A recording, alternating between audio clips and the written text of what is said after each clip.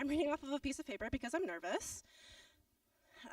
So yeah, this event takes place on the traditional territory of the Kanien'kehá:ka. The island called Montreal is known as Tiohtià:ke in the language of the Kanien'kehá:ka, and has historically been a meeting place for other indigenous nations who are part of the Haudenosaunee Confederacy.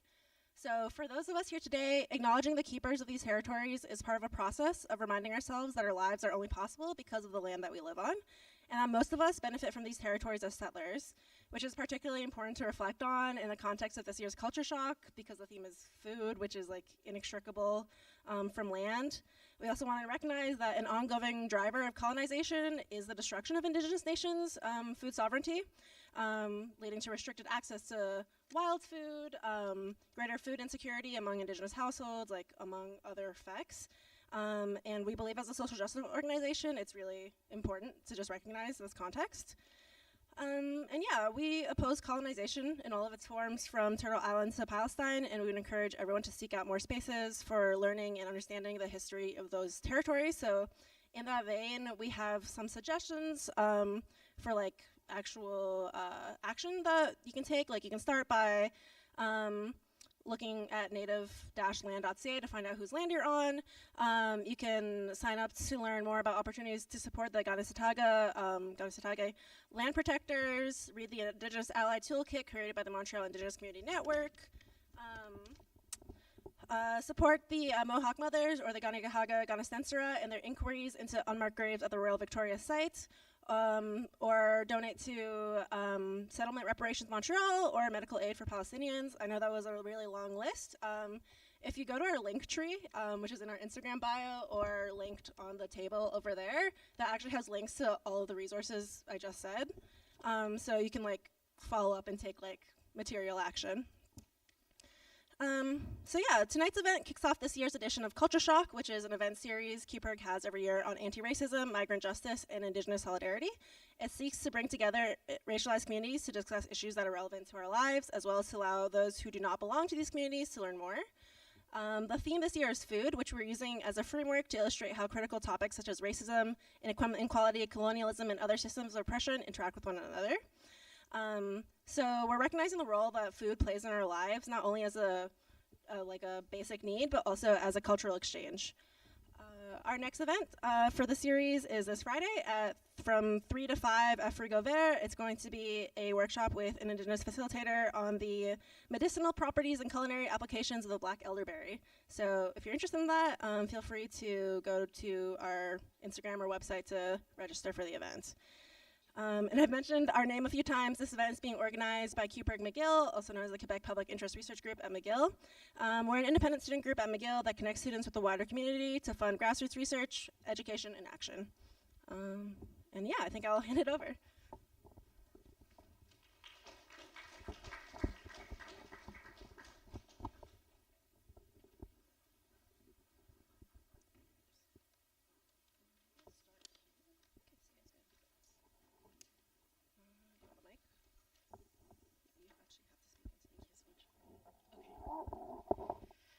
So hi everyone.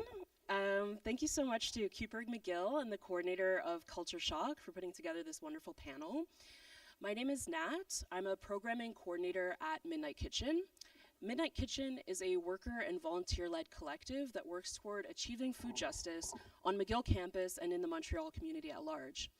We run a weekly meal service out of this room actually, sometimes twice a week, lunch on Thursdays and sometimes Wednesdays as well. And we also run various food support programs for students and the community. To learn more about Midnight Kitchen, there will be some resources available at the table over there. There's also some resources related to the Sister Sabria Foundation and QPIRG, so you can check those out. If you have any questions, you can also come speak to me after the panel. I'm happy to connect with anybody here.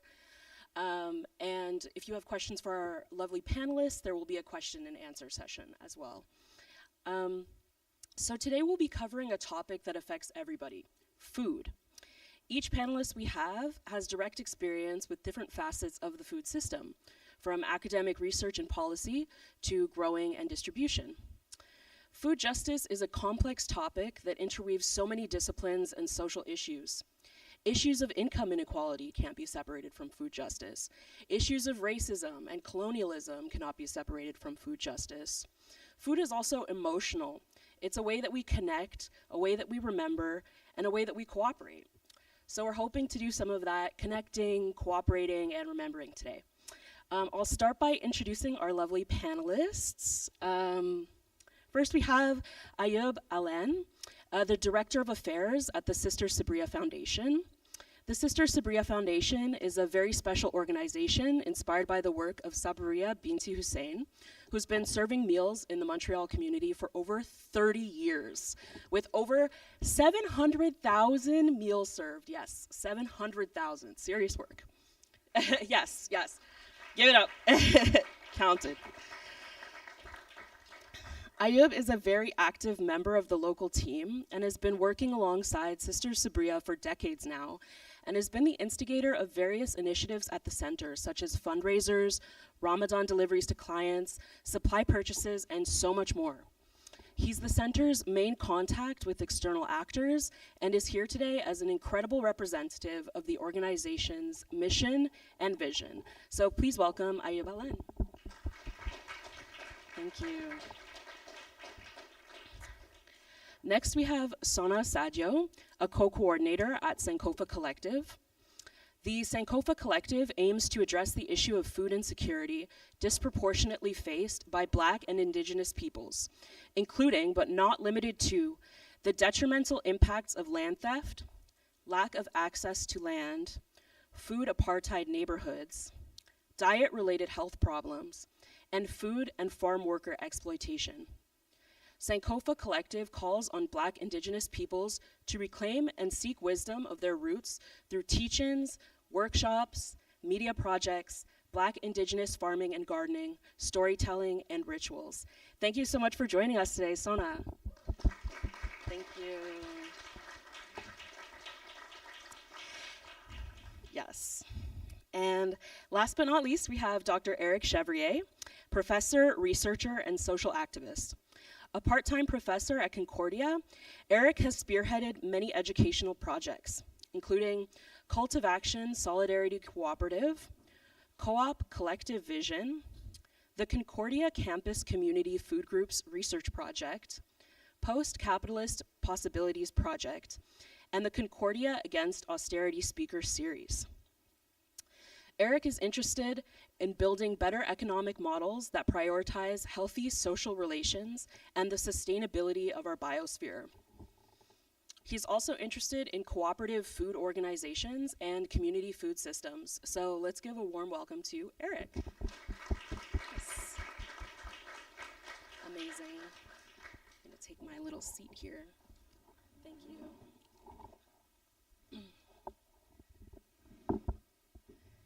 So I think if I understand correctly, to be recorded, you have to speak into the mic. So I'll pass the mic along to people so they can be recorded. Okay, thank you. So you all work a lot with food, but I wanted to start this conversation off on a bit of a more personal note. On a personal level, how do you look at food as a part of your daily life? And I might start, like, if you would like to start, I can pass it, and we can kind of work it. There we go. Should I pass this along the back just so we can move it around easily? There we go. There you go. All right. Good evening, everyone. Thank you. That's a fun and interesting question. I guess in myself, I'm fortunate and privileged to have always had access to food in every sense of the way, and I've never been really lack of it, and the privilege to be able to have food consumption. So I do like a variety of food. The joy of being in a place like Montreal is that you have access to so much of variety that sometimes it may not always be the healthiest of choices, but it's often, it's comfortable to sacrifice taste for the options that you have available. I would probably like to say that I like to live with a no waste policy, at least, So if you put food in front of me, there's guaranteed that my plate and your plate will make sure that it's not gone to waste. So definitely that's probably my one rule I probably go with by is to try to have no waste, you know. So I will eat almost anything to avoid that from happening, and I guess putting it politely, and you know, having cherished many years of good health in my sense. I've been thankful, haven't had to be like majorly hospitalized for health and stuff. I'll eat as I want, and I don't really have like a health regimen, but I'll eat comfortably and just take advantage of exercising to, you know, to minimize the effects of overeating, and which I often do. Thank you. Hi, everybody. So usually I don't answer these questions based on like personal experience of food, but one way that I could connect this, I guess, to a lot of the things that I identify by and the things that I try to do in life. Those of you that may know me will know that politically or economically I would consider myself an anti-capitalist. And a lot of the efforts that I've done in food actually have relied on these notions. We've been disconnected from being able to reproduce ourselves in our communities, and this is kind of the foundation of capitalism, is to separate ourselves from these things, separate ourselves also from the extent of like our being on the environment. We seem to see that there's a difference between like humans and nature. So in my personal life, I try to kind of disconnect or undo a lot of these understandings. You know, I like to garden. I like to recreate my own food as much as I can, you know, within the limitations of time and space and all of these things. But I really believe that we need to connect better with ourselves and with nature, and I think that these are really important things to undo the evils of capitalism. Probably just a starting point, though, altogether. I'll leave it like that. Hi. I think my relationship with food is filled with a lot of fond memories of my grandmother from when I lived with her in Chad, Central Africa. So she'd always cook a lot of food, and she'd always say to cook more than for the amount of people in the room, because you never know who's going to stop by. I think people knew that, though, so a lot of people would come over around meal times, and it was really nice to all sit together, like share one big bowl.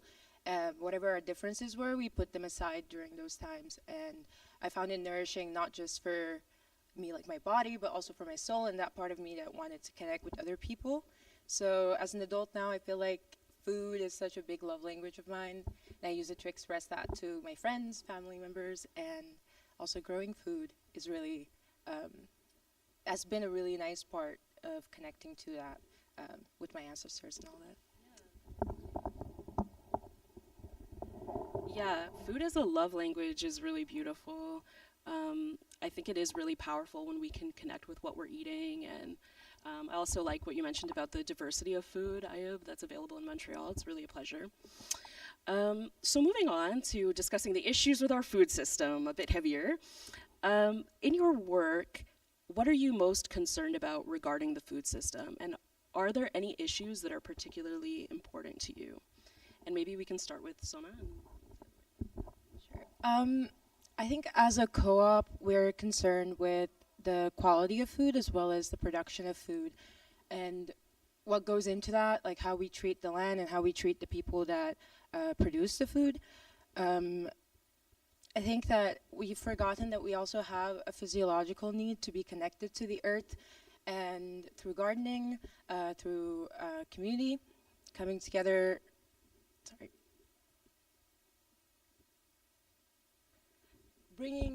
basically bridging this gap that we have as people, as Black people, who used to farm a lot more. Like, it used to be that was the most common profession in North America for African Americans. But now, due to so many different systemic issues, we're, give me a second. Oh yeah, no worries.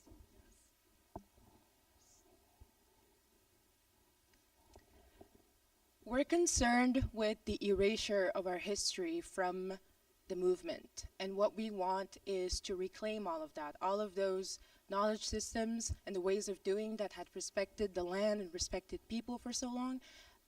And we want to make way for that, not just for ourselves as a co-op, but for anybody else who's interested in doing this kind of work. And we found that within the university campus is a great way to do that, because there's so much diversity of people coming from all around the world who have experiences. Like, you can meet people that have grown up in farms in Cameroon, and I can't go out and get a textbook that will like outline the way that people do that there, because there's a lot of oral traditions, but you can get that from someone and transfer that through like our workshops and these panels to the rest of the community and reappropriate that knowledge. So that's mainly what we've been working on so far. Absolutely.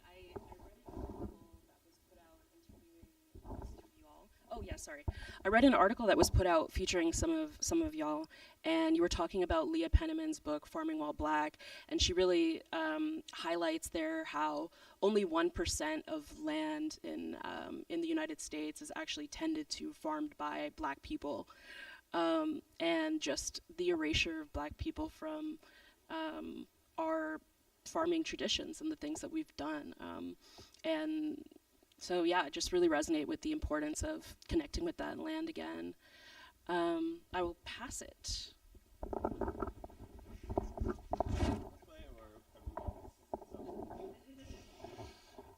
Hey, all right. So I guess what I would really like to address in this topic is looking at the sustainability of our current food system. So sustainability, the way that I like to define this is more through transformative sustainability and not through this like kind of like three kind of pillar approach where you meet everything in the middle and everything's all great, but it's really about social transformation and actually having a food system that really is for and by the people themselves. Now, what do I mean by this? So if we actually look at sustainability, if we look at environmental sustainability and agriculture in general, so agriculture is a main culprit of actually producing CO2. So not just about food traveling from one distance to another, but as soon as you start tilling agricultural land, you're actually releasing carbons. If we actually want to sequester carbons, I know a lot of people are looking at technology and all these things. Trees and plants do that. You know, it's designed to actually put carbons in the soil, and we're doing the exact opposite with agriculture on large scales, and this is detrimental to the world here. On top of that, if we look at other things, we've actually crossed the threshold of nitrogen and phosphorus being produced. So there are natural cycles of nitrogen and phosphorus, but we're actually chemically synthesizing these for farms because we're basically robbing all the nutrients of the farms and then spraying it with chemicals so that we could actually grow our food. And we're creating dead zones. We're actually acidifying the ocean, and these are causing major problems. So there are a number of barriers basically, or thresholds and limits to environmental sustainability, and we're crossing them because of agriculture. The other one that's a really big problem is actually the lack of biodiversity. Because of GMOs, because of monoculture farming, we actually are eliminating most of the biodiversity in the world. It's considered like we're having a global extinction of a lot of different species that have been around for a long time. So these are environmental problems, and this is just scratching the surface. We want to look at social problems. So our current food system is not socially sustainable. There's about 1 billion people out of like 8 billion that's starving currently in the world now. It's about 1/8 of the population of the world. So this is not in the realm of social justice. The way that we've actually devised our food system is that if you don't have enough money to buy food, then you just don't get any. So it's not seen as a public service, it's seen as a commodity. Now, on top of that, if we look economically, and this is the justification that I hear all the time, you know, we need to do this because the capitalist system is the most efficient system, and it's the one that best, you know, suits the world for all of these things. If you look at farmers are, you know, not making their livelihoods because a lot of them are having to buy technologies, having to buy inputs and all of this stuff, and basically not making their living. So what kind of a system have we devised really is a system that benefits some global elite people and basically makes them very rich, but at the expense of the rest of the world. And to me, this is not the food system that I want to see in our world. We need to change this. And I think here I could probably talk about this for a while. I'm scratching the surface, and hopefully we get into a larger conversation about this as well. That was awesome, Erik. Obviously, I will let you know that with Sister Sabria Foundation, we're more grassroots. We hit the road. We're not as global as in your sense. I really appreciate and enjoyed actually what you said. But as well, our main concern is quality of food. You know, the quality food supply is important because we're feeding people on the streets, and you know, it's our duty to make sure that we give them the best food that we can supply. We either give the best that we can or better, you know. And if we won't eat it, we definitely won't be serving it, you know. So really, for us, we like to make sure that when we serve people, they feel like, you know, care was taken in giving them and understanding their needs. So that's something we take a lot of pride in that. And it's always nice to see somebody receive it with a smile as well too. We really appreciate that. We take a lot of donations, and that's one thing. What's one of the main things we do? Our donations that we take in, we have to make sure that we check the expiration dates on the products to make sure that the products that we're giving to people are the best of the products that we can offer them. So these are the kind of things that for us in our program that we work with, we deal with. We're serving people, and we just have to make sure that we take all the necessary precautions to make sure that those that we cater to get the best service that we can possibly offer to them. So thank you very much.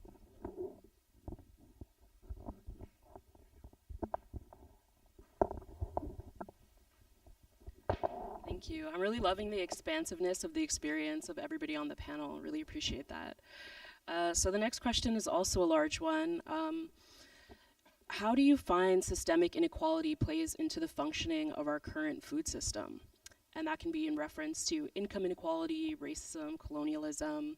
I know, again, it's a big question. So you can always focus on your specific area where you're working and your experiences with that. I'll start. Sure, yeah. Well, with food insecurity in Canada, it disproportionately affects people of color. I think the census is like 3 times as much for Black households. And it's due to lots of different socioeconomic factors, but I'll just talk about food deserts and how we need more easy access to food. So grocery stores don't feel incentivized to open up in certain areas that they don't see as profitable for whatever reason. So people have to buy food like canned goods and processed foods, and it's leading to so much issues with diet. And when we rally around like Black lives or Indigenous lives, and we talk about policing and how that leads to so much death, well, so does this issue with food. It's up there with the main causes of death. So we'd like to see more like strategically transforming more communal spaces. And I think about Fannie Lou Baker, who was a farmer, an activist, a person of many trades, who started a farming co-op in Mississippi in the 60s. It was a Black farming co-op because at the time, there were sharecroppers. If you had to get land from someone and they were white people, you couldn't have as much agency as a person, and it affected how they were able to speak for themselves, to be activists in the larger like macro issues of racism. So food sovereignty, I think, is linked to self-sufficiency, which gives you agency as a community. So starting that co-op wasn't just about feeding people, it was also about helping people have access to education, helping people fight housing crisis and all these things. And if you have someone that you have to answer to at the end of the day, it makes that very hard to do. And it also makes it a way for you to be exploited further. So.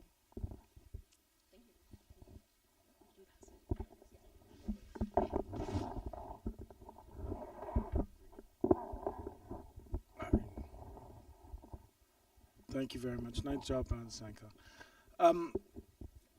When it comes to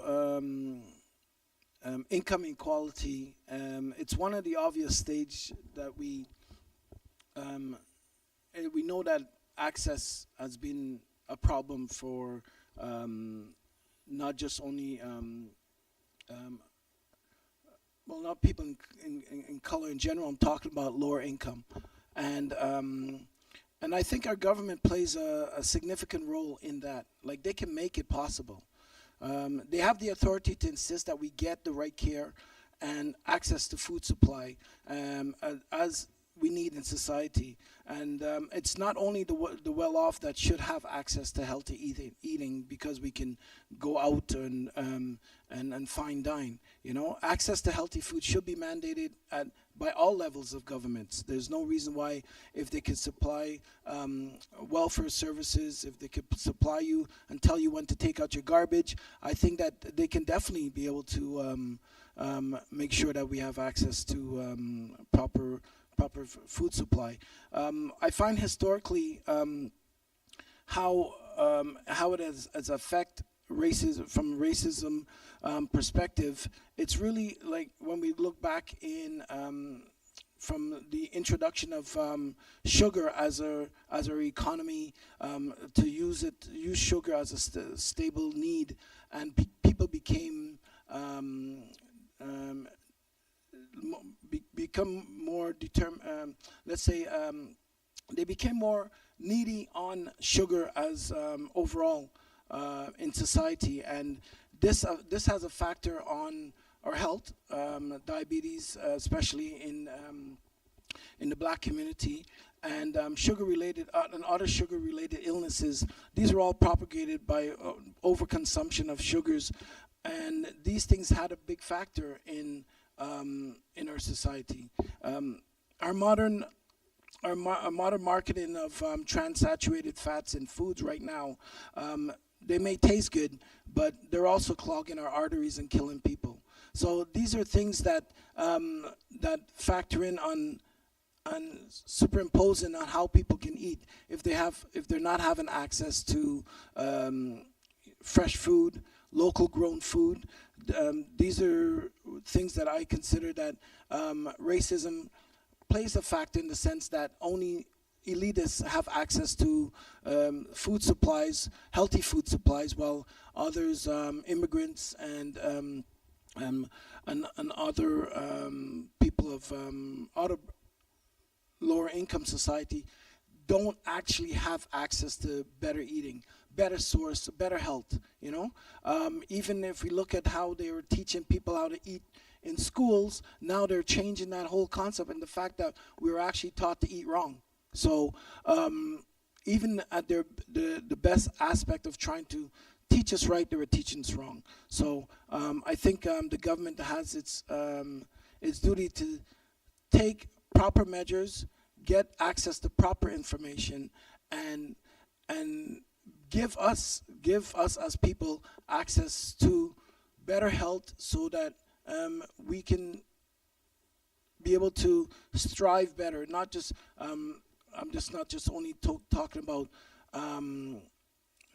access to, like I want to mention, to stores, but overall our health, and to be able to have better access to resources for us to make our own decisions on how we want to be able to build and evolve within our growing society, and having access to these resources. Erik, thank you. Yeah, great. So I just wanted to echo a lot of what my colleagues are saying, but I guess something that I could bring to the table is, you know, by profession, I teach at Concordia. I've actually allied myself with like a lot of activist causes, basically revolving around food, and this has been kind of my focus of academia, is not to be an academic necessarily, but to leverage the resources of the universities to benefit communities. You know, universities have so many resources at their fingertips. We could actually really change the system through these resources.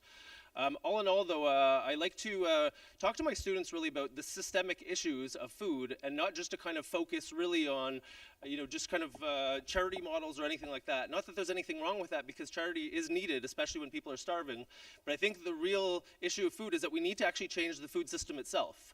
We need to recognize the systemic racism that takes place, and you know, this is through the history of food itself. If we really look at it, you know, slaves that were brought from Africa were put to work on plantations, and indigenous people were removed of their land, basically so that the white colonists could actually basically just get their, you know, a food system that didn't really belong here at the time, and arguably still doesn't. So in order to do away with this, we actually have to understand these injustices. And it takes us to conversations that might be uncomfortable, in a way of this, all right? I know a lot of people talk about, we need cheap food, grocery stores should have cheap food. But at what cost? Because the farmers need to be paid also, okay? So we need to actually start to understand that injustice is not just about giving people cheap food, it's actually about raising people's standards of living from the bottom, demanding that billionaires don't take all of the money from society, and actually redistributing wealth properly. So, food is not just about food necessarily. It is, because it sustains us, but it's also very politically, and economically driven, and we need to actually identify that and start challenging these systems of oppression. And I think it's a really difficult thing to do, because needy people need cheap food, but at the same time, to change the system, we need to have a movement behind that also. And we need to really demand that these changes are possible and actually take action to do so. And these are very difficult things to do.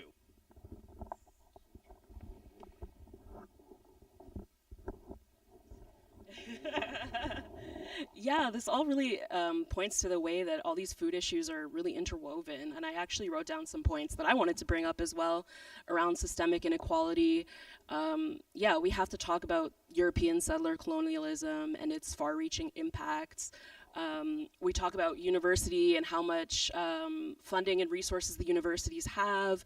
We have to talk about McGill. We have to talk about James McGill being a slave owner and making his wealth off of that, and how the endowment for this university really came from that relationship of James McGill to Jamaica and the sugar plantations there. So what responsibility then does McGill have towards reparations in this sense, right? Of course, we also have the quote-unquote debt bondage legacies from colonialism that continue to exploit people and the resources of nations. For example, Haiti and the relationship between Haiti and France and the USA. Of course, then we have migrants seeking safe harbor from destabilized nations as refugees or immigrants. Global war economies that are reallocating resources from the community to military. And then we also have the compensation logic and green capitalism and how that works. So there's a lot of systemic issues, and sometimes when we talk about them, it can be kind of overwhelming. So my next question is, what can we as individuals do about this issue? How do we contribute to the current unsustainable food system? Do you think we as individuals can help change things through our actions? And if so, how? Yes,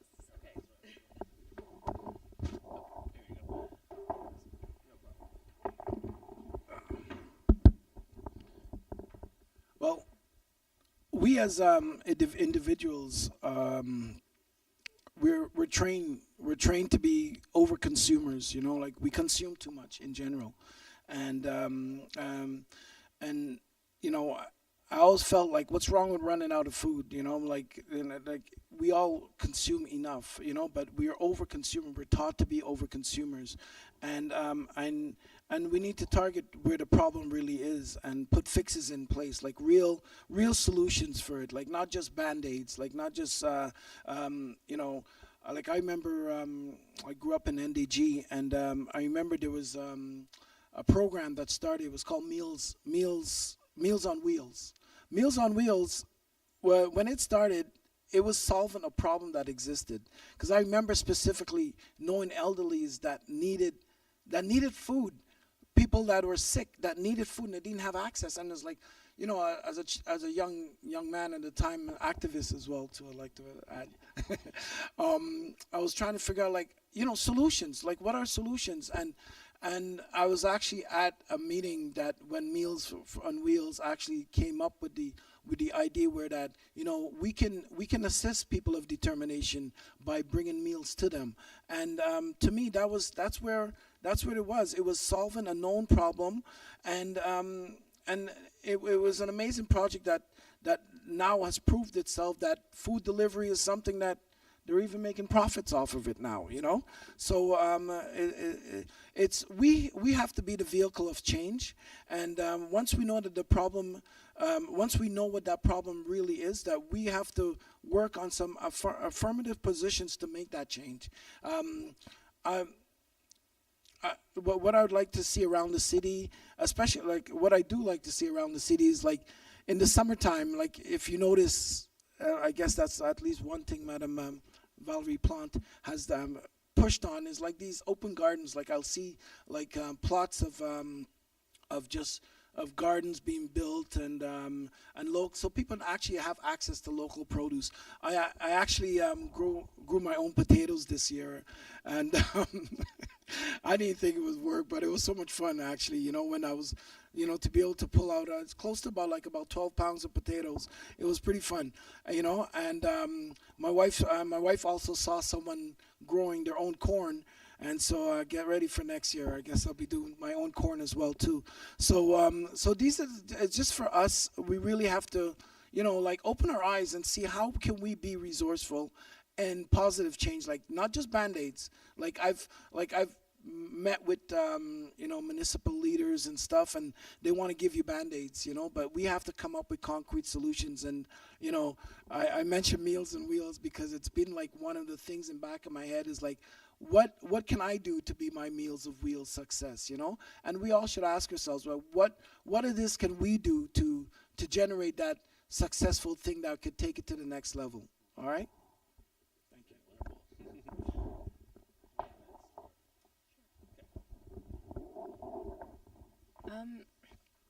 I think that our purchasing power is like a way of voting. It's a voting power. And we can use it to vote against corporate greed. But I also don't know how much we can blame ourselves as individuals in the face of all these big corporations and the decisions they make. And I kept thinking about avocados because at some time it was like, don't buy them because they're oppressing the workers, and it's just all very problematic. But then when people stopped buying it, it was like, oh, now there's too many avocados and the farmers aren't making any money, you have to go and buy avocados. And it was just not sure which way to go. But I think that we as individuals can commit to each other in solidarity. We can commit to CSA baskets. We can, it's not our fault that it's happening, but we can join movements that are happening to undo some of this harm or just to expand people's access to food. I love chocolate. I don't want to have to give it up, but industry is very problematic. But that also means that if I see something coming up in Ghana or Ivory Coast where people are trying to liberate themselves from the corporations and farm their own cocoa, that's where you need to go buy the cocoa from, or at least support them in that movement, because that's the intersectionality in the whole food industry globally that we all share. So that's what I think. Yeah, so I guess I agree with a lot was been said already. To add to maybe the conversation here, and maybe to make a bold statement, is that I think that in order to solve collective problems, we need to think collectively and not think of as individuals. And a lot of the time, corporations love for us to blame ourselves for the problems, okay? You're not eating right, it's you that's supporting us, and don't eat like this, use your plastic bags, and if you don't, you're a terrible person. And we all carry this guilt as like we're doing something wrong, okay? But we're people that make choices, we have to lead our lives. It's very difficult sometimes because we're limited in our choices here. If we actually look for good food, sometimes it's hard to find unless you're connected to farmers, or you're connected to CSA and all of these things. So, I do support a lot of what Sona was saying about finding these better kind of networks to buy from. But I really think that collective action, and I guess you were saying this too, but to really kind of go off of what you were saying, we need to form collective action. It means that we need to actually stand up for social justice. We need to stand up for our rights, not be taken advantage of by billionaires that are doing space races right now because they're getting bored here. So I really think that we need to start putting pressure on governments, corporations, but do so collectively. I also think we need to change the way that we're thinking about this in a way that, especially if anyone's read the book Braiding Sweetgrass by any chance, really wonderful, talking about indigenous knowledge and how a lot of that has actually been kind of lost. And we think of ourselves not as part of the world anymore, but basically as individuals that are just doing individual action. We need to embrace that we're actually part of the world. We're part of a collective with each other. We depend on each other. We depend on social surroundings. We also depend on nature. We're not different from it also. And I want people to start embracing this collectivity and start to understand that we're actually part of bigger processes than just ourselves. And I guess, if we're looking at buying better things, there's definitely resources. Like there are people here that work in wonderful places that could actually get better food, and you can make networks with local farmers or find out who's doing better kind of food collective action and either get involved or start supporting them. That'd be my advice.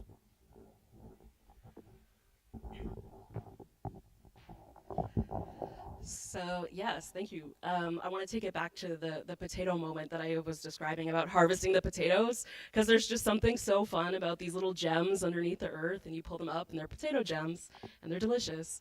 Yeah, and I think that's really true about the collective. Our individual actions can then become collective actions when we get together as individuals. And another thing I wanted to bring up was just the power of individuals who do have excessive power and excessive resources. By redistributing those, they can do good things too. So that's an individual action that they could take. So we've talked a lot about problems. I do want to transition to discussing effective strategies and solutions and all the amazing work that you all have been doing. So what are some effective strategies you've used to improve food sovereignty in your communities? Anybody? Want to start? Would you like to start?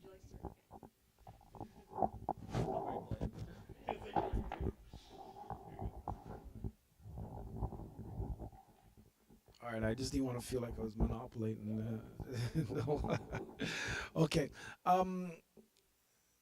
Solutions. Well, you know, at Sister Sabria Foundation, we're, like I said, we're grassroots, right? So most of our solutions are really about how can we fix a problem dealing with the people in hand reach, you know, and really that's what we focus on. And so for us, one of the main things is minimizing waste. You know, it would be awesome to be able to find solutions to minimize waste in general, like come up with a solution that we could work with restaurants and cafeterias to come up with a system to just find a way to minimize that waste. You know, it's always something that I would like to see, you know, happen, you know.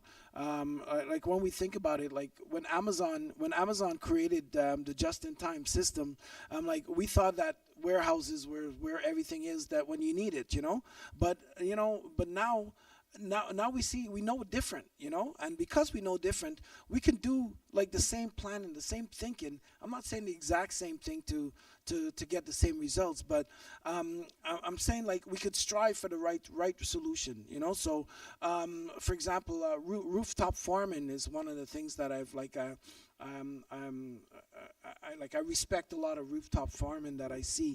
I actually try to put rooftop farming on my shed, so I'll take away from my personal experience where my wife refused that to happen, but I had a nice concept of rooftop farming. I thought it'd be cool, and a local farming needs, you know, it's a local farming should become a niche, you know, to help people profit, or more accurately, not necessarily only look for profits, but like look for ways for us to be able to just have access to, you know, to sharing the value of farming, you know, the joy of farming, and sharing gardening space. Like, you know, you have a backyard that's really not doing anything, you know, share it out to a non-profit organization or a co-op organization that can actually take advantage of that space that's available to you, you know. I would like to see like a creative I like to see them create like a year-round greenhouse space that, you know, like how they have the community gardens that they have there. Like you have a community greenhouse space where we have access to local food and farming that we can do all year round, you know. So that's something like that would be creative and interesting, you know. So you know, Erik for mayor. Thank you. Should I go next, or do you want to go, or? I guess to jump off of what you're saying, like, it's really great that I think people should get involved in farming, okay? And not just to produce their own food, but to actually understand what farmers have to do. It's really important because farming is really difficult. It takes a lot of labor and a lot of love too. How many people in the room here have grown food before? Okay, good. This is amazing. I don't always get that. So if you haven't, though, come volunteer or come work with a farm like at some point, because it does change your perception to food, okay? I would say that with a lot of other things too. How many people here have fermented something before? Raise your hand. Okay, this is actually pretty good here, right? Yeah, purposely. So connect yourselves with food, because a lot of people don't really understand what goes into the practice of food. Like fermentations are, abstract for a lot of people. You probably cook food because a lot of people do that. But, do other things with food, like do vermicomposting. Start to build your soil and actually use that as well as you can, like either in your balcony or if you have access to space. There's a lot of community gardens around. I guess one of my points, though, I'm trying to get at is I think people need to connect better with their food, because I think the abstract food that you see at the grocery store is like so imbued with like political and economic like hardships behind it, and a lot of people don't really understand that very well, because you go, you pick up your eggs, you pick up whatever it is, and you go buy it, and a lot of time you're like fending for yourself at the moment, and you need your food and you need all of these things. But to take time and to actually respect the food and to actually understand what it really takes to go into that, I think is really important. So this is just one thing. I also agree that we should start farming more locally also. There's a couple really good books on urban farming, but at the same time, I'm not necessarily saying that's the only thing. Like, we do need peri-urban farming and even rural farming too, but we need to change the way that we're doing this. We need to adopt agroecology methods, basically where we're building soil and using like all of the scraps as compost for our farms. We need to like grow food in the middle of the city, things that produce really quickly, like arugula. If we're importing arugula from California, we're doing something wrong here, because they could grow it in like 2 or 3 weeks. Radishes, these things, okay, they grow really quickly. You could grow them in an urban setting. Peri-urban, maybe it's better for like corn or things that are like slow growing and things like that. And then rural, maybe wheat and things that basically really need space and time. And we could think of our cities as like foodscapes. Like, why are we planting like, no, it's great to plant trees, sure. I'm not saying that we shouldn't, but we should actually plant fruit trees also. If you look at a lot of the parks in Montreal, like a lot of them are just like austere, like urban environments of monocultures of grass, really. We need to change that also. We need like polycultures. We need, meadows. We need things that the pollinators could go and basically get pollen from. We really need to change the way that we understand urban environments, and I think that's one thing as well. I guess coming from Concordia, one thing, and I guess hopefully a lot of you are from McGill here. I don't know exactly where you're from, but if you're from McGill, you could actually start coalitions in your university to start changing your own food systems. So Concordia, and part of this representing the Concordia Food Coalition, as well as other groups around Concordia. But basically what we did is in 2013 form collective action to figure out how do we transform our campus, and how could this spill out into the community so that the community could actually reap the benefits of what we're up to.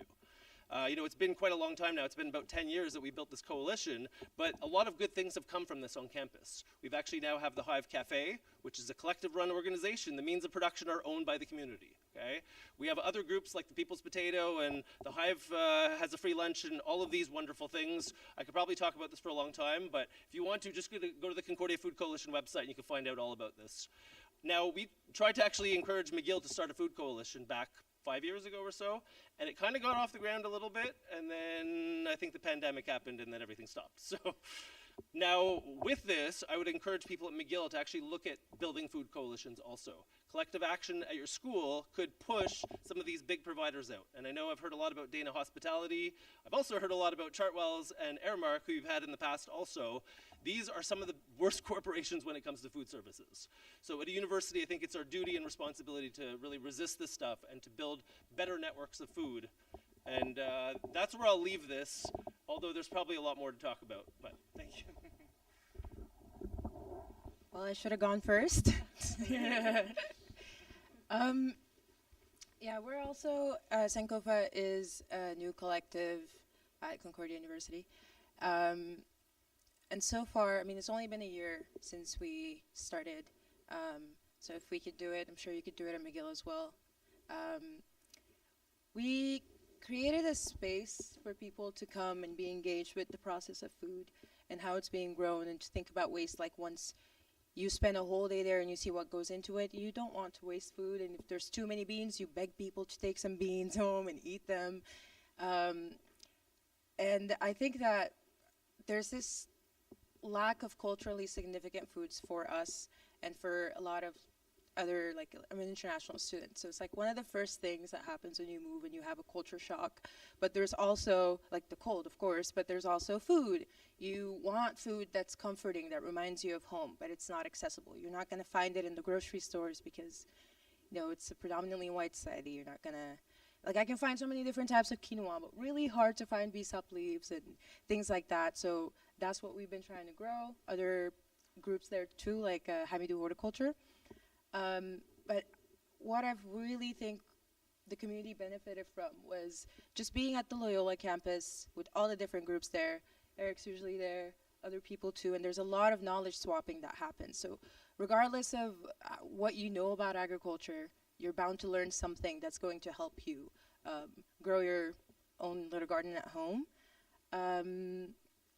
Also, we've been focusing a lot on like how do we separate the land so that we're growing something to eat, but also growing something that's medicinal, that's herbal, that's related to healing ourselves outside of the, the medical industry and its racism and all that stuff, as well as how much of the land do you spare for just animals, other animals, like planting just pollinators and things like that. And also to target the food insecurity, we've just been donating everything that we've grown.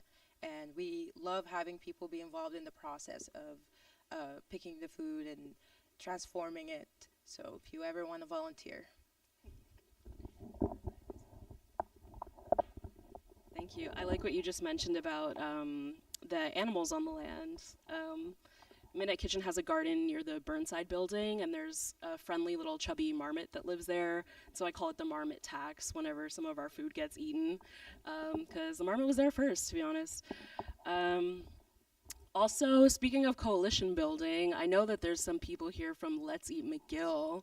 Is that correct? Are there some people here who are involved in that org? Can you raise your hand? Anybody? A couple people. Yes, shout out to y'all. Can we get a round of applause for Let's Eat McGill? They did amazing work. They actually have done really amazing work. I think Ferme du Marche is like a food vendor that just opened up in the lower level. And I think that has a lot to do with Let's Eat McGill's activism, really challenging McGill. Why are food prices so high on campus, and protesting and making their voices heard? And so, yeah, Let's Eat McGill has had a very meaningful impact, and we can continue that momentum moving forward.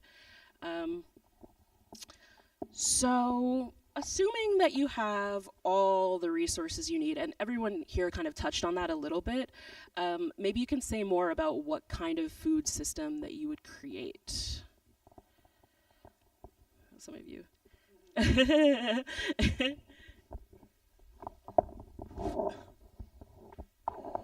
I don't know, I guess, given all the resources, I don't think that that's necessarily what makes the best food system, just put it out there. I think that there's no blueprint, and this is where it becomes complicated, okay? Because everybody wants to know, like, what's the secret to making a good food system? And I think the secret is actually connecting with your community, and it's about actually the social context. It's actually about negotiating democratically with the people that you're with and around you, basically, to create your own food system.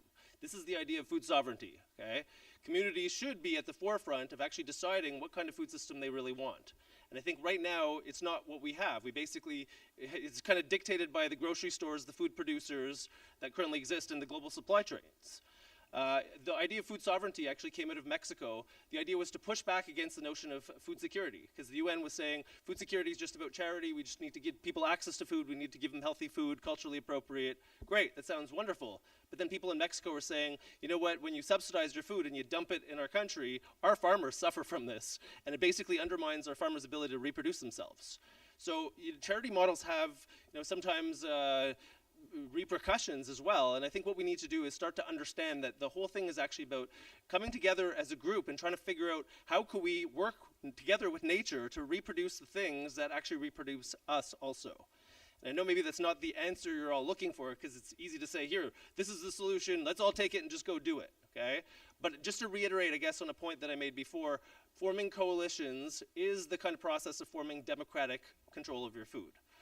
The other thing is actually forming businesses that actually have democratic models, and the owner of the means of production are the workers or the community, like basically co-ops or nonprofit models or other things that are rooted in social economy.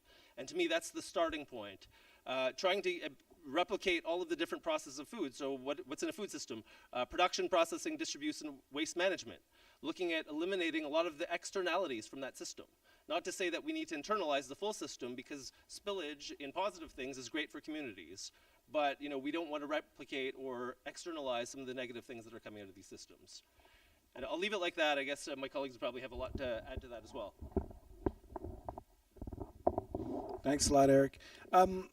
I would say from our perspective, if we had access to all the resources, we would just want to make sure that people have access to local produce so that they can actually be able to, eat healthier and eat and be faster access to their foods. And I think that's very important. I'd also would like to find a way for the food industry to set up like a real structure of helping to give back. Like giving back. It's a necessity, and we should not have anyone suffering. Because of food. Like I think that's dumb. And we need to find like why can't they do that? They make you're talking about excesses of funds, like we abuse money, and I say that as a collective, like it's wasted. So like why don't we find solutions instead of pretending that there isn't solutions? There is solutions. We just don't want to, and I say as a collective, I'm not blaming you. But we just don't want to seem to take the right steps to do what it takes to get those solutions out there,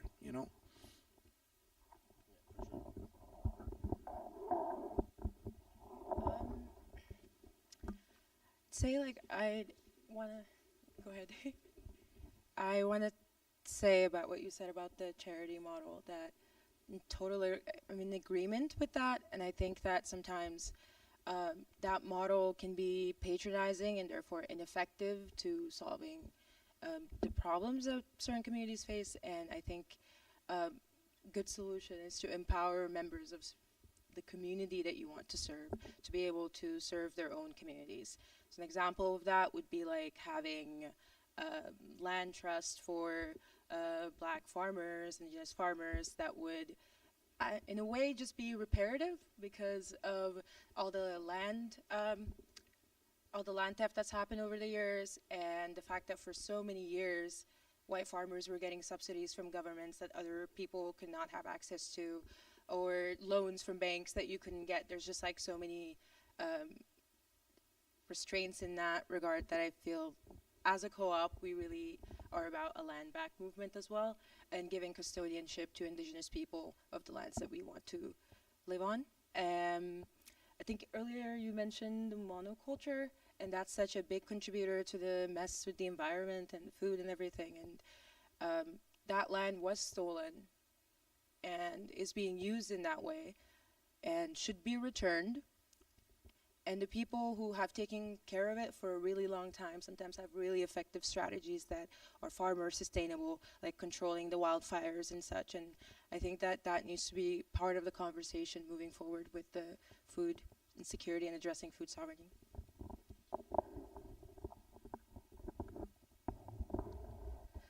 Thank you.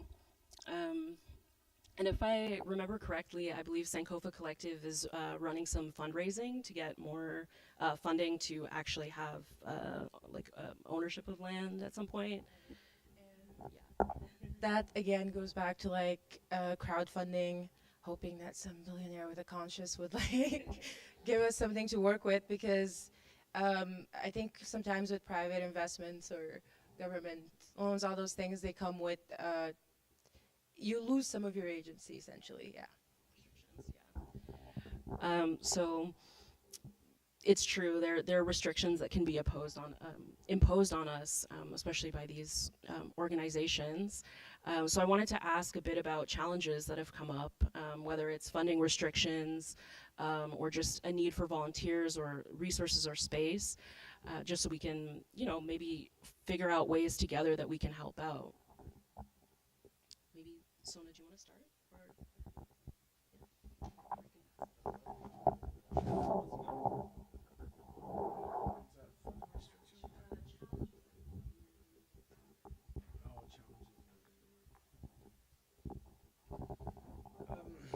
Challenges. We do, like, once again, our main thing is feeding people.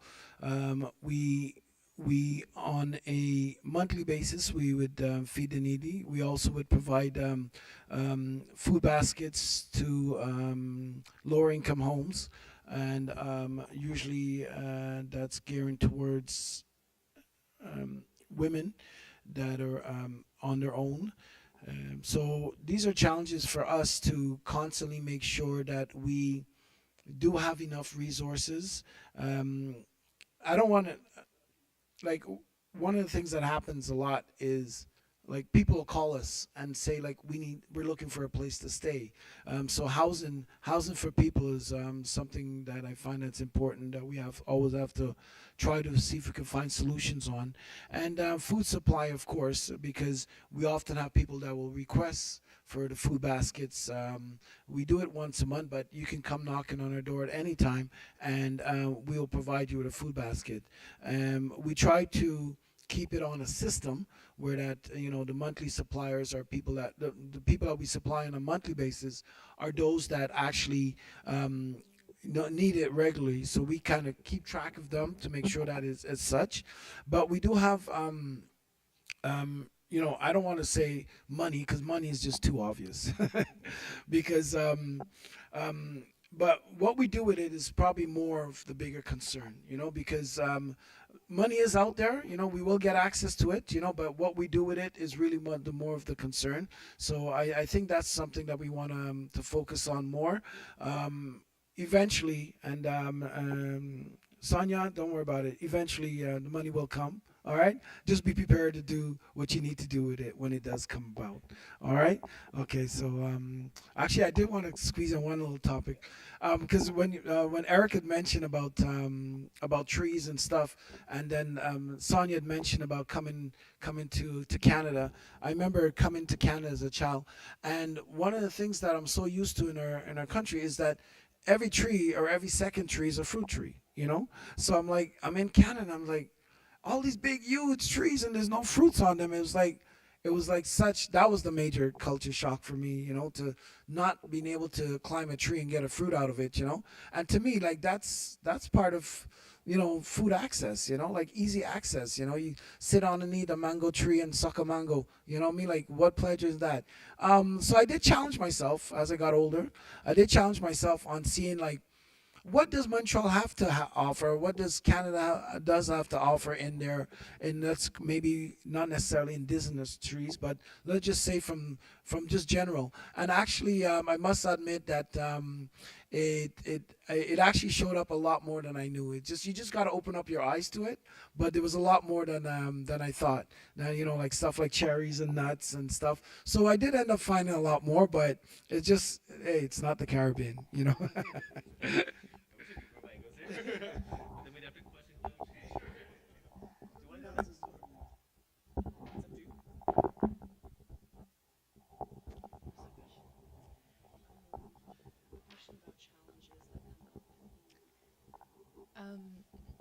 I think that at the scale that we're working at, challenges have just been about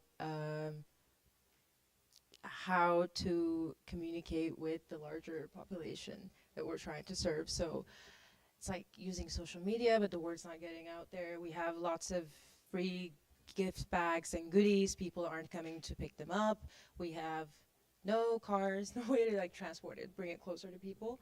I think like that's the main issue right now. Just how do we get the food to people's doorsteps? And a lot of the farming areas are a bit like on the outskirts, not so much downtown center. I mean, right now there's the market downtown Concordia that people can come and get their groceries from, but just having more communal spaces where people can come and exchange that kind of thing. So you heard that, everybody. Spread the word about Sankofa. They also need volunteer drivers. Erik, did you have anything you wanted to say in regards to challenges? So everything you all said was wonderful. I think one thing that I've really come to learn, I guess, working in food, there's a fundamental contradiction here. So food and labor, so cost of food and paying laborers are basically in contradiction with each other. What do I mean by that? Okay, we have an urban farm at Loyola campus. We try to grow food for the community, sell CSA baskets. We're connecting people to local food. Wonderful. I'm trying to reach people that actually need the food. So we can't charge a lot for that. When you don't charge a lot for food, how are you going to pay your laborers? So this is really difficult, okay? Because food itself, the idea is like try to pay as cheap as possible, but at the same time, workers or farmers are the ones that bear the brunt of that. So this is a fundamental contradiction in capitalism, is that the people that need the food are not the ones necessarily that the farmers could really access if you're trying to provide locally. There are a whole bunch of other contradictions also. I think the kind of capitalist institution itself is really hard for community groups to work under. Like the whole premise is that we have to be efficient and we have to do all of these things. Nature doesn't run efficiently. It grows when it does. We try to speed it up by throwing nitrogen on plants and then they grow faster. But that's not always the best because now we have too much nitrogen in our world, okay? So there's so many problems with trying to speed up the process of food. The reality is that slow food is the way that food grows, and we need to, if we want to be fair to people, we need to actually look at equitable relations between consumers and producers. And I don't know what the solution to that is, except for removing food as a commodity or changing the capitalist system to something that's more beneficial to people. And that is a huge, huge step here that I don't know how to solve this problem specifically, but I think it's something that we want to work towards. One last thing that I could say is democracies are sometimes not as efficient as like dictatorships. And that's a good thing because you're trying to represent your communities, but it's really hard to efficiently get things done sometimes when companies, when they have one boss and they tell you what to do, it just happens sometimes. Community groups take longer to make decisions and to impact people. And this has to be recognized and also thought of in the bigger picture when we're trying to organize around food.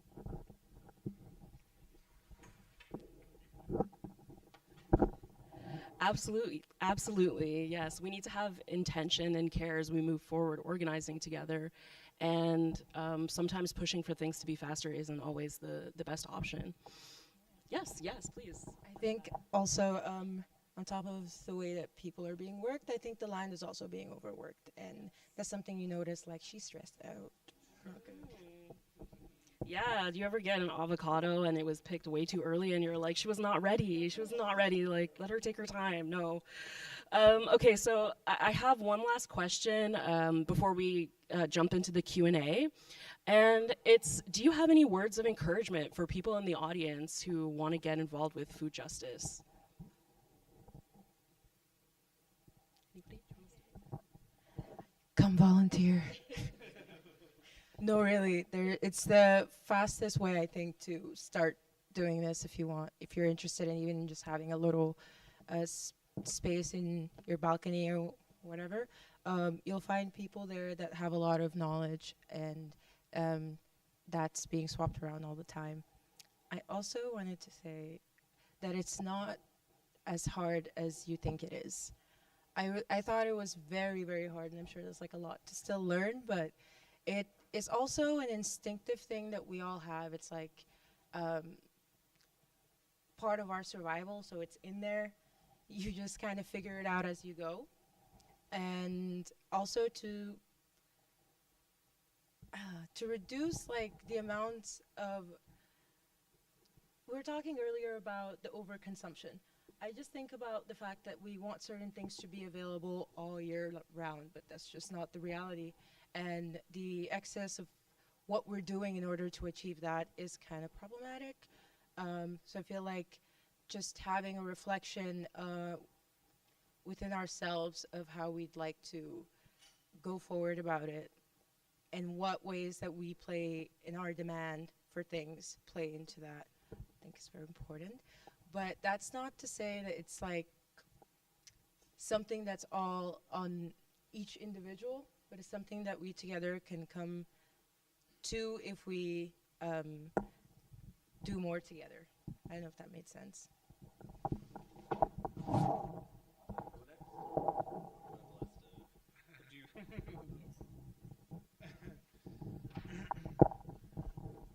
Well, I first want to congratulate you all for being here. But I would like to say stay grounded. Find the right reasons why you want to do what you want to do. And you know, whatever you're doing, just, you know, keep a strong passion about it, you know. Like, you know, you'll find a lot of reasons to give up, but, you know, you got to stay strong, you know, because, like, you know, it seems easy, and it is easy, but you have to, like, push on. Like, whatever you want to do, find that passion, stay strong, and whatever you become successful at, give back. Don't, they like to say pay it forward, give back, because, it's something that you want to be able to do. There's so much satisfaction in that and so much benefit from being able to build on that, So, when you learn, share that message, pay it forward, So that's my advice I would share with you. All right, thank you very much.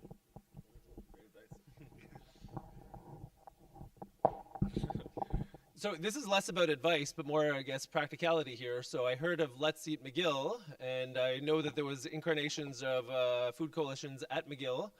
We have a food coalition at Concordia, and it would be really cool to start sharing resources and working together on this larger picture of food.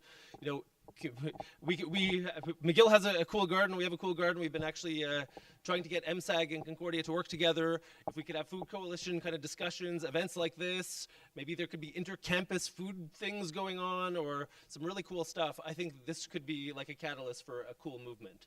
I know that the pandemic really killed a lot of the momentum that was taking place, but you're all here today, so maybe the momentum is going to pick up and we could actually make a difference across campuses. So I encourage people at McGill to contact us and vice versa, and maybe we could form larger coalitions. Yes, I feel some momentum in the room.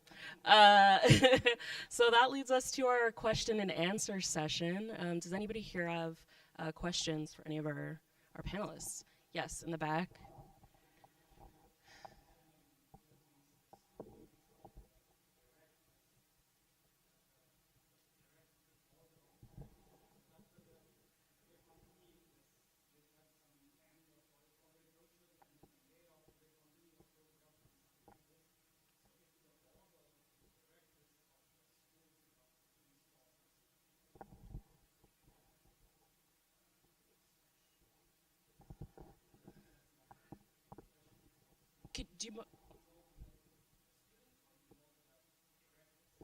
Okay, so what I'm hearing is what is the role of the directors in terms? Oh no, what's the question? Sorry.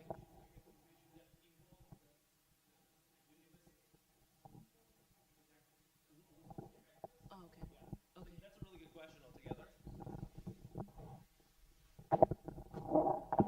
So I can speak about my experience at Concordia because I've been there for quite a long time, and I was actually on the board of governors of Concordia during the student strikes.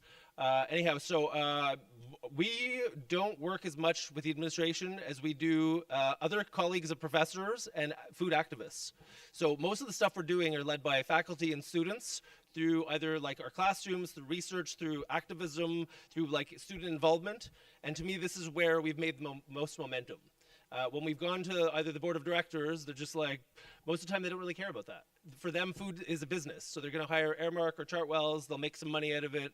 I would advise people, if you want to do this, don't necessarily go to the board of directors and ask them to do it. Just do it amongst community members here at McGill. What's that to that? Well, the question was speaking much about Concordia and McGill, so I can't really say much to this.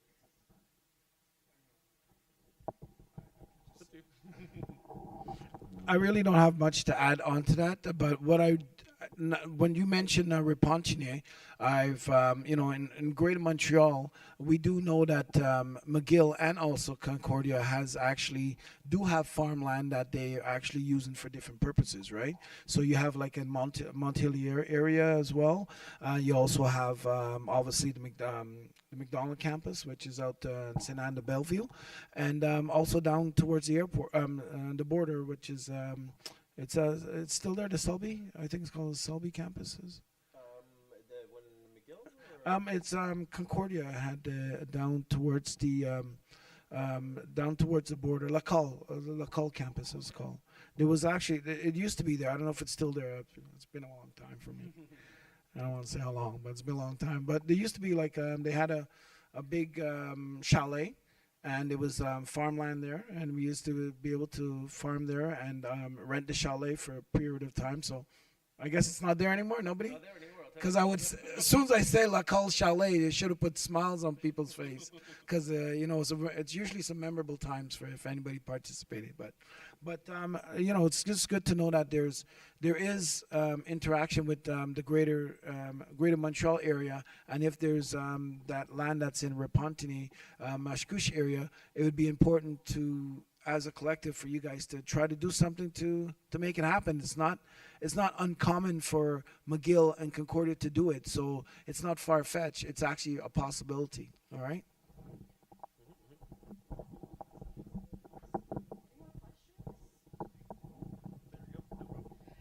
Any more questions? Yes, over here in the orange.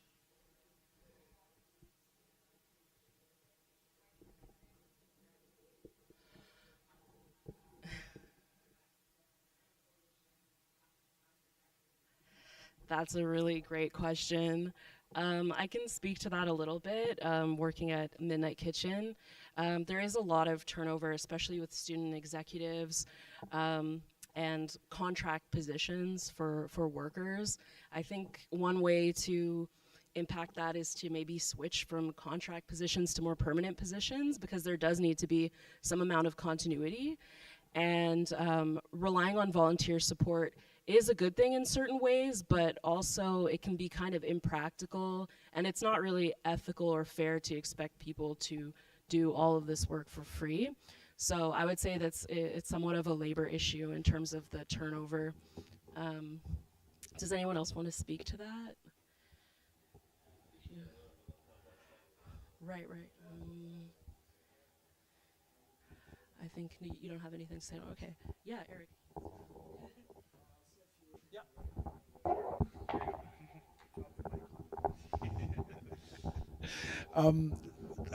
Excellent question. Although I just wanted to share some experience that we've experienced, because Sister Sabria Foundation is an organization that's actually been like mentoring for the Montreal food security and low income avenues in Montreal area. Like when I hear about the potato, what's it called, potato? People's potatoes, yeah, the people's potatoes.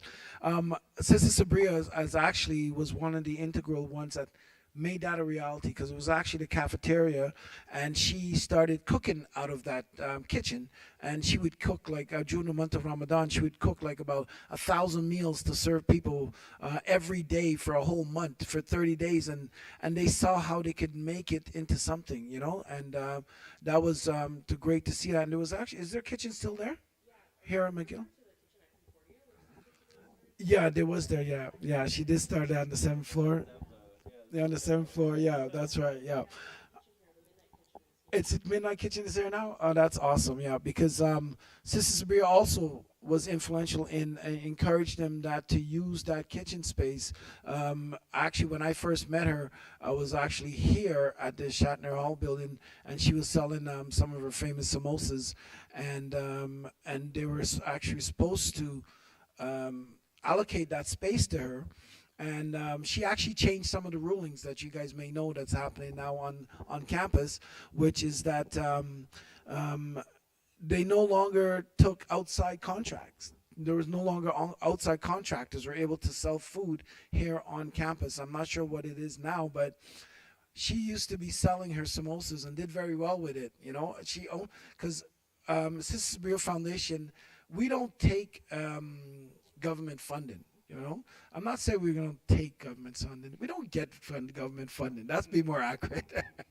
We don't get government funding. It's all by donations, And so her selling her foods was ways that she was able to make money, and everything goes right back into the community. Like, she would make money just to feed the homeless, to help women that need housing and stuff. So, and that they changed the ruling where that she was no longer able to sell on campus, There was actually an article in the Tribune. It was for a couple of months where the samosa sales were getting so high compared to the cafeteria food, and they were conflicting, and they actually made a big deal about it.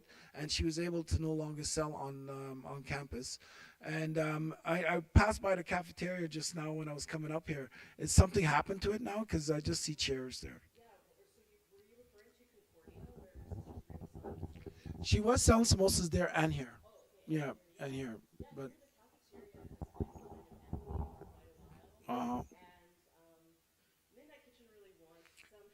to take that over? Okay.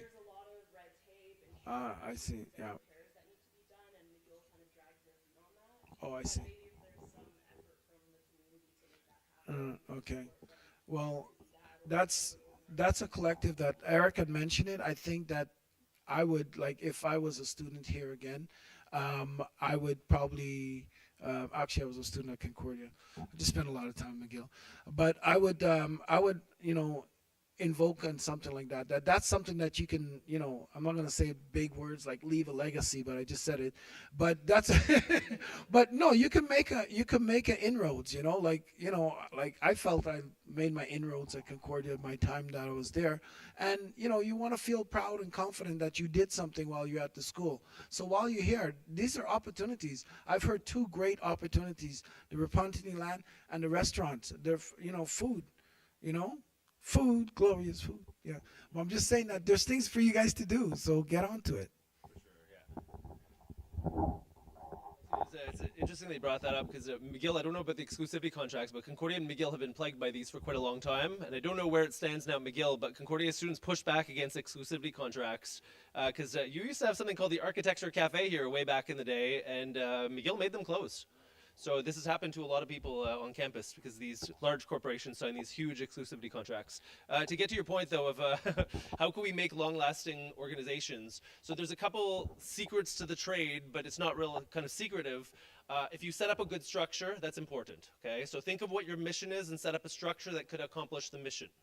Number two, succession planning is really key to this also, because you're probably not going to be there the whole time. You're going to plan for other people to be there. Think about that when you're setting up the organization. A lot of people are planning for themselves, but you're trying to plan for like 10 years down the line, okay? You generate a lot of buzz around what you're up to because it'll generate interest. From there, you could hopefully have like good successions. Other people will get involved with the organization themselves too, and hopefully perpetuate what you're up to. What else could you do? I would say actually another key to this, and you probably understand this at McGill too, is get at a fee levy. Unless it's like some kind of market-driven entity that doesn't need one, but in food, arguably most of them probably need them. So get a fee levy, and these things help sustain organizations and could generate like organizations like Sister Sabria and People's Potato. That it still exists here. People's Potato's been around for 20 years now. So some of them actually become rooted into the institution, and yeah, that's what I would say.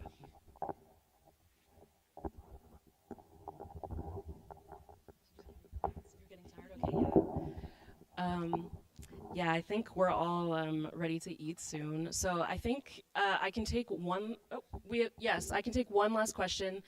Let's try to keep our answers brief, just in the interest of energy. Yes.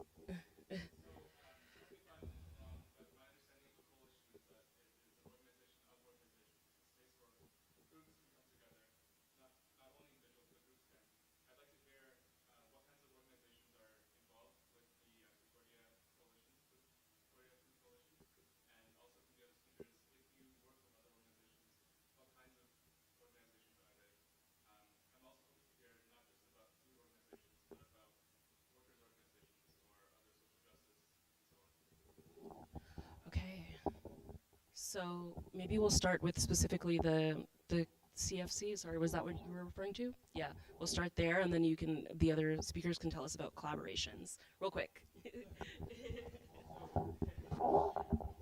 This is a really long response, so I'm going to just keep it short, and maybe we could have discussion afterwards, because the Concordia Food Coalition, when we first started, was basically, that was just the name of the organization, really. We weren't a real coalition.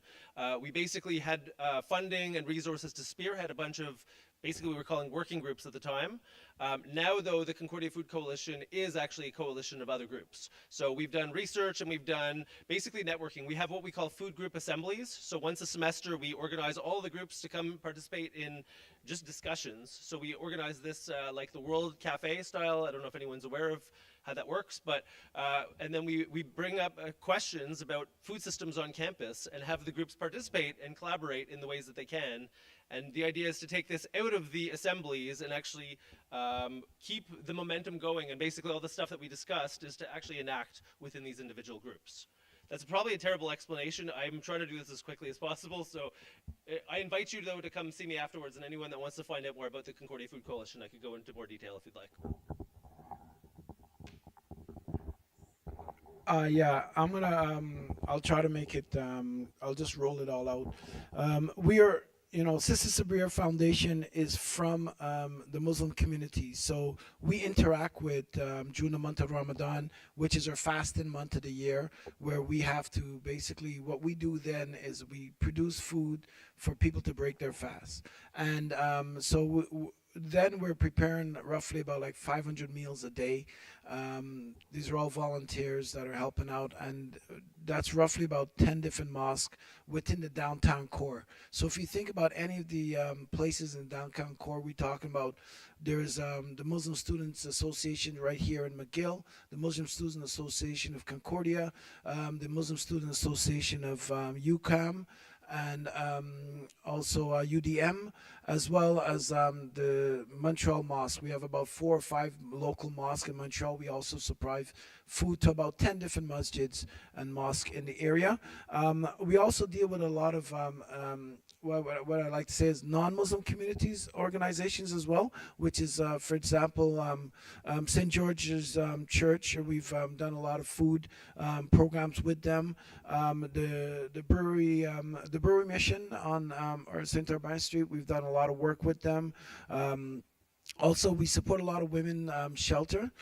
She's been consulting, and as well as we provide a lot of food services to them, which is like there's one called Amal, I think it's just called Amal, I think it's an abbreviation.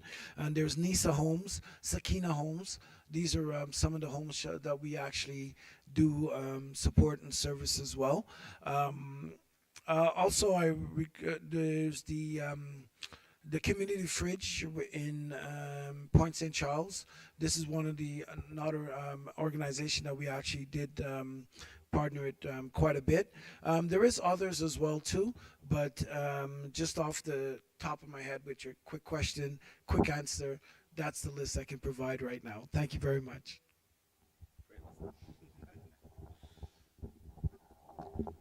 So Sankofa is also a part of the CFC.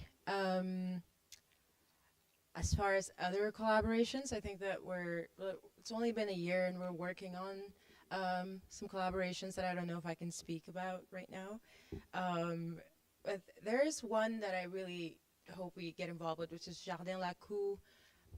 And I like how they supply food to, like fresh groceries to African restaurants and things like that, because I thought that if you were going to McDonald's, just like, oh sure, I'm gonna get something that isn't very nutritious or isn't that good for my health. But if I go to a restaurant and it's a nice restaurant, it's gonna be much healthier. Till I saw accidentally that they were like their food delivery truck bringing the groceries. I saw a carrot like as big as my arm. It was just so scary. So just knowing that the food that we're producing and a lot of the other local producers would be the ones furnishing the food to the restaurants is something very important to me. Yeah, Jardin La Cou is really cool, and they had a CSA basket, which I enjoyed. Yeah, I think it's discontinued at this point, but I enjoyed it while it lasted. So thank you everybody for being here. This will wrap up the question and answer session. I believe Ivory has another announcement just about culture shock in general to wrap up, and then we will eat. Let's just give one final round of applause to our panelists. Thank you so much for being here. Thank you.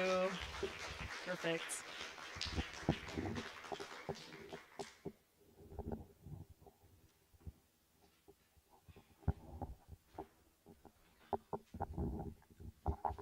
Thank you so much for that. That was incredible. Can we also get another round of applause for Nat for being such an amazing moderator?